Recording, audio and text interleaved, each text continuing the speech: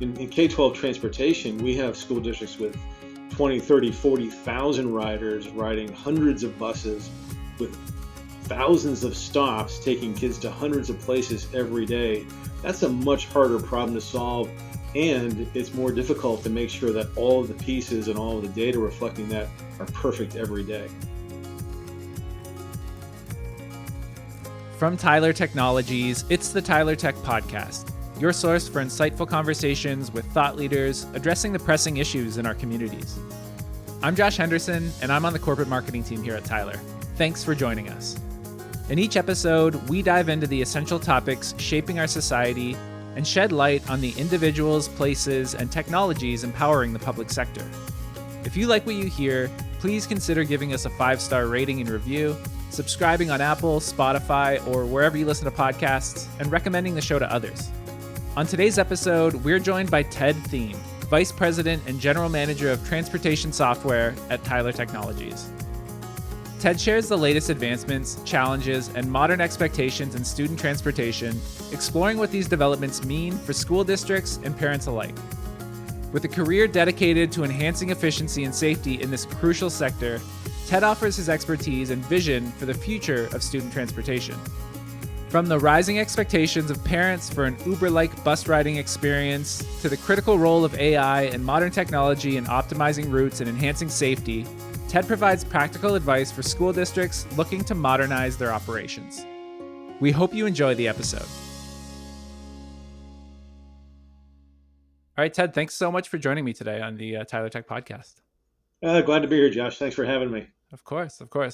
Now, I wanted to start off this conversation with how I sort of start off most conversations on the show, and get a bit of your background. So can you start by telling our listeners a bit about yourself, your career journey, and your current role here at Tyler? Yeah, glad to. So I've been with Tyler 17 years. I came in as VP of Sales for the transportation group, and then was eventually promoted to General Manager for the transportation group. I've spent most of my career in the software industry, worked at companies such as Oracle Corporation.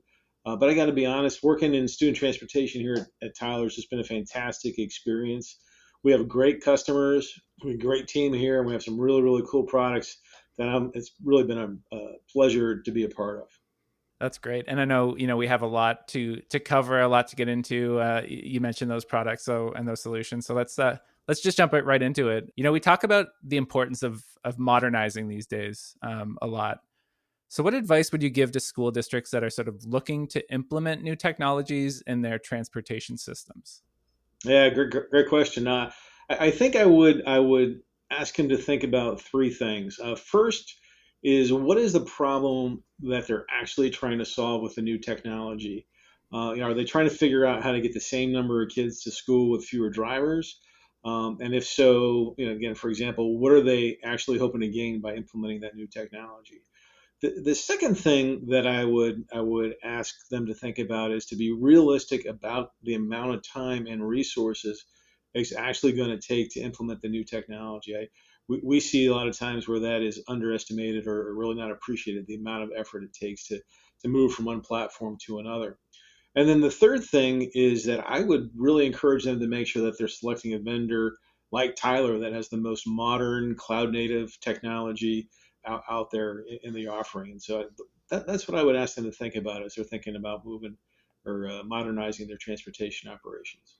Yeah, I think that's great advice. And now, let's just dive right into some of the solutions that you're seeing when it comes to transportation services.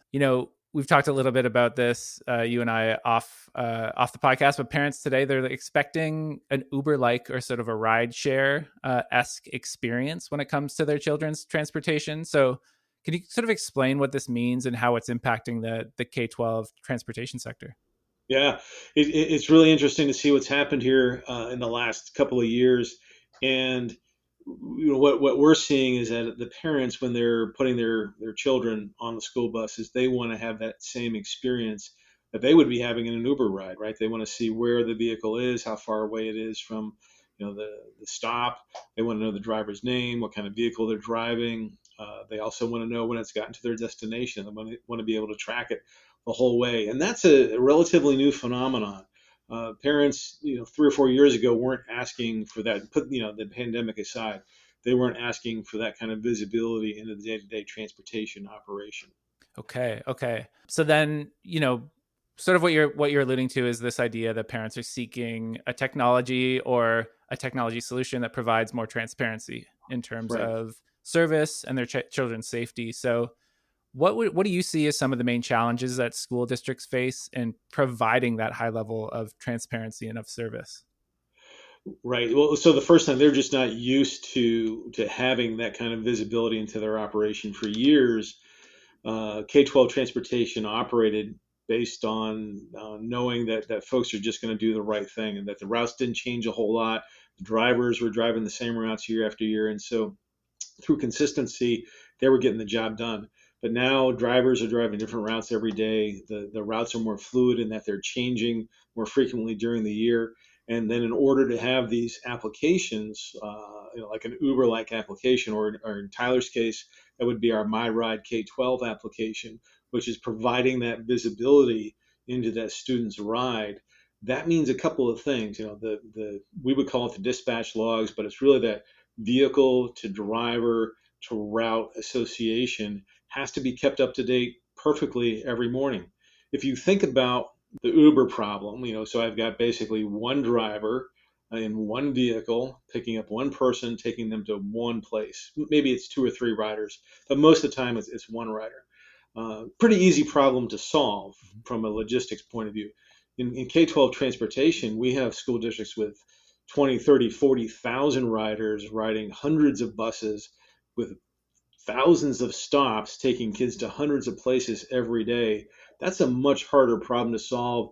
And it's more difficult to make sure that all of the pieces and all of the data reflecting that are perfect every day. Yeah, so the with the amount of complexity, in today's student transportation world, a modern tech stack will indeed sort of help solve some of those complex issues. Yeah, absolutely. That's where a product like Tyler Drive comes in. And so Tyler Drive is our application for the school bus driver. It goes onto the into the vehicle, and the driver, when they log into Tyler Drive, so they're saying they're present, so we know who the driver is. They're selecting their vehicle that they want to use. Then they start driving their assigned run, and all that information that is necessary in order to create that Uber-like experience is automatically created through the application like Tyler Drive. So we've solved that problem and are allowing school districts to create that Uber-like experience through basically two things. One is a paradigm shift on where, what part of the operation is going to be providing that information, and doing that through our Tyler Drive application. Great, great. And now, of course, and it's 2024, and when we talk about technology solutions, we can't talk about technology solutions without talking about artificial intelligence or AI. Right, right, It's such a hot topic in so many industries. But right. curious, Ted, how you've seen AI being introduced or implemented into the K-12 transportation space or sector, and what potential benefits does it offer? Yeah, so AI is definitely the hot topic right now, and there are some really exciting potential applications of that technology in the industry. The first obvious application is route optimization. We actually have the best AI algorithms in the industry for school bus optimization, and we've continually refined those algorithms over the last 2 decades. If you were to go online and look for, actually Harvard has a introduction to AI course, and you can go look at that course. It's 10, 12 hours long. The first 2 hours of that course are actually dedicated to the routing problem. They generically, it's called the traveling salesman problem. And so that's what they talk about in their introduction to AI class, is exactly what Tyler's been doing for decades. I will say that what they're talking about in that Harvard class doesn't even cover 5% of the factors that we use in our algorithms to route school buses effectively. Yeah, let's dive into the idea of route optimization a little bit further, just to sort of clarify for our listeners. What are some tangible benefits of route optimization for schools and parents? Yeah, so the first and obvious one is to deal with this decade-long driver shortage that's been plaguing the industry. Um, Districts have been really struggling to fill the driver slots as drivers have retired, and then the pandemic only made that problem worse. But our routing optimization or our routing algorithms let the districts run what if scenarios. What if we combine three runs into two runs? What would that do? And this is actually something districts can do with Tyler Drive right in the field. They can assign half of, take a run, take half of it, put it onto one driver's existing run, take the other half, put it onto a second driver's existing run, and everybody will be updated with the right information, including the parents, with that app, and the kids will get home. But from a planning perspective, we can do things like, well, what if we lengthen the ride time from, say, 45 minutes to 55 minutes? Would that allow us to get everybody home with fewer number of buses? Or what if we change the bell time? So the time that the buses need to arrive at school or the time that they're departing from school, what if we change those and lengthen those so that we could have a little bit more time between runs and get more kids to school with fewer number of buses? Our software allows districts to model all of those what if scenarios using our AI routing algorithms. Yeah, really unique and interesting challenges in the world of student transportation. Right, That's for sure. Now you've touched on this idea of the parent apps becoming more and more prominent in the transportation sector. right. How are these apps enhancing communication and the overall experience for parents and students? That's been really transformative. 10 years ago, a school district would create all the runs, figure out what time and what bus stops students were going to get picked up, and they would mail postcards out, or some would even publish stop information in the newspapers. But the most common way a decade ago was to mail postcards out to the home. What we see a lot of districts doing now is they're doing all their routing, and then they're telling the parents, log into Tyler's My Ride K-12, sign up for that, associate your student, and then you will see the parent, all the student's transportation information in that application. So they've gotten out of the business of mailing cards home, and they're telling everybody to go to the parent app, My Ride K-12, to get their information. One of the benefits of that is, if you think back to what we were talking about just a minute ago with the routes changing more frequently, is it allows the districts to be a little more fluid in their routes and when they're putting those changes out. So if they would make a change a decade ago, they would have to allow time to print and mail, and then have the card show up in the parents or the guardian's mailbox to announce the change. But now they can do that right through the app, and the parent can get that up to date routing information at their fingertips. We had a school district last year at the start of the 23-24 school year who was, if a child showed up at the start of school to a new school and they weren't enrolled, that district wanted that child to ride the correct bus home in the afternoon. So we were able to put kids on bus midday, log into the app, they would get their information and be able to know exactly what bus to ride on the way home or in the afternoon to get home safely. Stay tuned. We'll be right back with more of the Tyler Tech Podcast.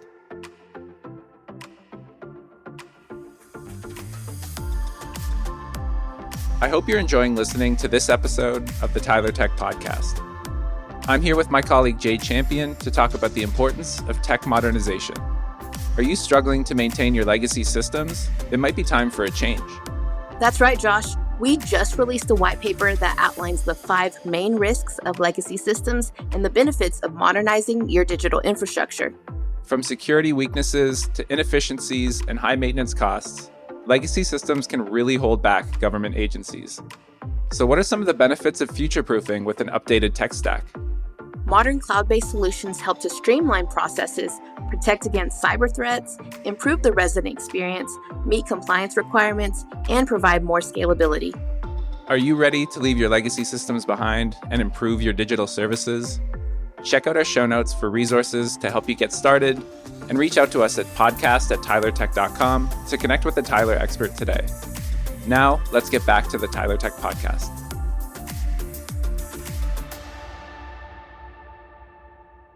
All right, so we've talked a lot about, all of these solutions and the ways in which things are being implemented in the student transportation world. Can you give me any examples of how some of this technology has been implemented and ways in which it has, kept children safe or provided a service that parents might want to hear about? Yeah, thanks for asking, Josh, because there's a really great story that comes to mind here. Actually, at Tyler Connect, our user conference, I was talking with one of our customers, and they very kind of nonchalantly told us a story about where they had a shooting incident that had spilled over onto one of their campuses. So there wasn't an actual active shooter in the building, but there was gunfire on one of their campuses. And using our routing software and our Tyler Drive technology, almost, and again, they made very light of the situation, but they said, yeah, we were able to reroute everybody and get them to a place of safety, and we had it all done in 20 minutes. And they just sort of took it in stride, and we were like, wow, that's really really cool that you could do that. And so we've actually arranged for that story to be featured in the September issue of School Transportation News. So if you want to learn more about the details and figure out who the district was and see how they use that technology to help keep students safe, go read the September issue of STN. That's really great. Now, we've talked a bit about AI, but we talked about the benefits of AI, and I know that there's Right. a lot of potential risks or significant risks involved in artificial intelligence and the implementation of AI, especially with something like student transportation. Right. Can you share any examples of where AI implementation in student transportation hasn't gone as smoothly or as according to plan? Yeah, and we don't want to talk about failures, right? But I Right. do think it's important to understand the risks of artificial intelligence and how it can be misapplied. And unfortunately, there have been some very public failures in the student transportation world as a result of, I'll say, incorrect application of that technology. Mm. A lot of the AI solutions that we're seeing coming into the industry are solutions that don't really understand the nuances of K-12 transportation. Um, and the bad news is that the casualty of these failures are kids not getting to school, right? And not getting, for 3 or 4 days, we've seen school districts have to cancel school because the routes weren't getting kids to school. These AI planned routes. We were seeing districts with issues related to AI, bad AI technology, having delays into November, which is just almost unheard of. So a good routing plan isn't created overnight. And anything that's generated by AI needs to be checked by a human and verified by a human before you put that student lives at risk by having a bus driving a route that was generated by AI but wasn't verified by an actual human with local knowledge of the route being driven. Right. Kind of defeats the purpose if you're not getting to the place you need to go. Right. Right, exactly. Yeah. Yeah. So, based on some of those examples of the challenges involved in implementing AI that you've heard or you've seen firsthand, what are some key takeaways or lessons learned that you would point to or point listeners to? Yeah, I would encourage them to make sure that the AI technology that they're proposing, or that they're being told they can use, was actually developed for K-12 transportation. It's not AI technology that was used to route a car or even maybe a local delivery vehicle. I don't know about you, but the way the Amazon delivery truck runs through my neighborhood is a lot different than the way the school buses run. And, Right. and so we can't take one sort of local delivery AI paradigm and apply it to K-12 transportation. We saw one instance where an AI company was promising to take a district that had 700 routes and run it or reduce the number of routes to 450, but it was going to take the AI company 2 or 3 weeks of continuous processing to come up with that solution. We were able to sit with that district and show them how they could use the existing Tyler technology, our decades long or decades proven routing algorithms, and come up with similar solutions in just a few hours. So I think those are some of that's the big takeaways. Make sure that the technology that you're being told you can use was actually developed for the industry that we're working in, which in this case is K-12 transportation. Yeah, and sort of looking ahead, and as somebody who's spent a lot of time in the technology industry and in student transportation specifically, how do you envision sort of the future of technology in student transportation? Because this stuff's evolving, by the hour, essentially. And furthermore, are there any innovations in the space that you're particularly excited about for the future? Yeah, the pace of change of technology in K-12 transportation has really accelerated in the last couple of years, and I think that's generally a good thing. But right now, there's a lot of challenges getting all of this new technology integrated and working together, getting the data flowing between all of these new solutions. So one of the new products that we're really proud of and really excited about is onboard iPass. So you've heard of SaaS, software as a solution, as a service. Well, iPass is an integration platform as a service. And so we built onboard iPass specifically to solve the integration challenges that come with deploying lots of new technologies. So it's a great tool out there. We have a lot of partners, software companies that we work with in the K-12 transportation space have become onboard iPass partners, and we're signing new ones up every month. That's great. That's really great. Ted, I wanted to thank you so much for taking the time to chat with me today. And as we wrap up this conversation, I'd love for you to just share some final thoughts or key takeaways for our listeners regarding the role of technology and its overall importance when it comes to student transportation. Yeah, I'd share two thoughts. One is technology is not a panacea, right? It's not the be all and end all. One of the things that I like to say to our customers about is that you can't automate a non-process, right? If you don't have a good existing process, throwing technology at it isn't going to really help solve the problems. That's why I go back to where I started is let's really understand the problem that we're actually trying to solve. The next thing that I would ask folks to do is when you're looking at solutions, I would actually ask them, as we like to say, drive the demo, right? Don't buy anything if all you're going to see before you sign on the line is a PowerPoint presentation, right? Because then you really don't know what you're getting. If the tech vendor says that they can show you real-time vehicle updates in the parent app, make them do that, right? Make them show you how their parent app keeps up to date and shows the bus moving exactly where it is. I've personally done that with our technology, and I would encourage them to do the same with anything else that they're looking at. I think that's the perfect spot to wrap this conversation up.